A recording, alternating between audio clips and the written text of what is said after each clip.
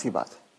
तो अब जो आदमी 75 का हो गया, उसने खुद अपनी लंबी उम्र की तैयारी ही नहीं करी, और जब उसने कोई तैयारी खुद नहीं करी है तो उसका परिवार या उसके समाज उनको कैसे तैयारी, वो कैसे तैयारी करेंगे? तो आपका ये कहने का मतलब है कि पहले तो शायद वो 60 साल तक जीता तो बहुत बड़ी बात थी, तो जब तक वो कमा रहा था वो जी रहा था, अब वो 80 साल तक जी रहा है। तो इसके जो परिणाम है वो भी इकोनॉमिक एंगल मुझे समझाइए। इसके इकोनॉमिक एंगल बहुत भयावह है। आज हिंदुस्तान में 60 साल की उम्र में आपने एक आदमी को रिटायर कर दिया। आदमी को अगर 80 साल तक जीना है तो 20 साल के लिए उसको अपना इंतजाम करना है। उसकी पत्नी 10 साल छोटी है तो 30 साल के लिए पत्नी के लिए इंतजाम करना है।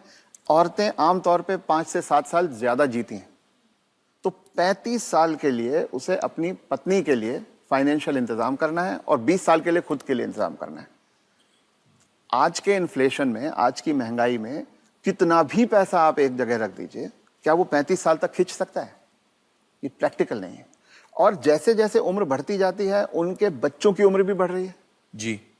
जो आज 70-75 का होगा, बच्चे भी तो 50-55 के हो रहे होंगे। वो अपना बुढ़ापा देखेंगे, वो अपनी लड़की की शादी देखेंगे, वो अपने मकान की किस्त चुकाएंगे। तो जो पीढ़ियों के बीच की जो दूरियां हैं वो बढ़ती जाती हैं। ये इकोनॉमिक वजह से बढ़ रही है। इकोनॉमिक वजह से बढ़ रही हैं। तो अब वो जो कॉन्सेप्ट है कि 60 साल की उम्र में हम रिटायर हो जाएं, उससे बाहर निकलना होगा। जब तक शरीर साथ देता है काम करते रहना है और 2 पैसे कमाते रहना है जी। कुछ करके किसी तरह से अपनी आर्थिक स्वतंत्रता को कायम रखना चाहिए, जितने ज्यादा से ज्यादा समय तक हम रख सकते हैं। अपने आप को वोकल रखना भी बहुत ज्यादा जरूरी है। अगर मेरी परवाह मेरे परिवार वाले नहीं कर रहे हैं और अगर अड़ोसी पड़ोसी इस बात को जान जाएं तो कोई भी बुजुर्ग कभी भी किसी परेशानी का सामना नहीं करता, क्योंकि तो चुप ना रहें। चुप रथ ना साहब रहें। ये कह रहे हैं कि चुप ना रहें। अगर आपके बच्चे आपके साथ व्यवहार ठीक नहीं कर रहे हैं सबको बताएं। तो आप सबको बताएं जी। रथ साहब, बहुत सारे जो बुजुर्ग हैं हमारे समाज में, उन पे प्रेशर आता है बच्चों की तरफ से कि आपकी जो जायदाद है या जो घर है या जो प्रॉपर्टी है, जो कुछ भी आपके पास है, वो आप हमारे नाम कर दें। इस पे आप कुछ टिप्पणी देना चाहेंगे?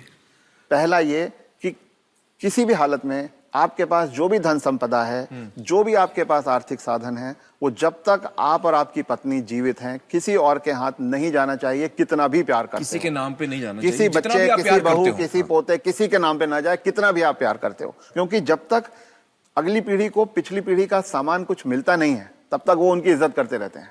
वो हाथ पांव भी दबाएंगे, वो अस्पताल भी ले जाएंगे, वो दवा दारू भी करेंगे। और वो ही माँ बाप सबसे ज्यादा सफर करते हैं जो अपने प्यार के कारण उमड़ते चले जाते हैं। मेरा बेटा, मेरी बेटी, मेरी बहू, मेरा पोता, जो ये मेरा मेरा करना जिसने शुरू किया, बस वहीं से उनके दुर्गति के दिन शुरू हो जाते हैं। इसलिए सबको ये ध्यान रखना चाहिए कि कुछ भी हो जाए, कोई प्रलोभन आए, कोई इमोशनल ब्लैकमेल हो, कुछ हो, उन्हें अपने पास अपनी चीज को रखना चाहिए।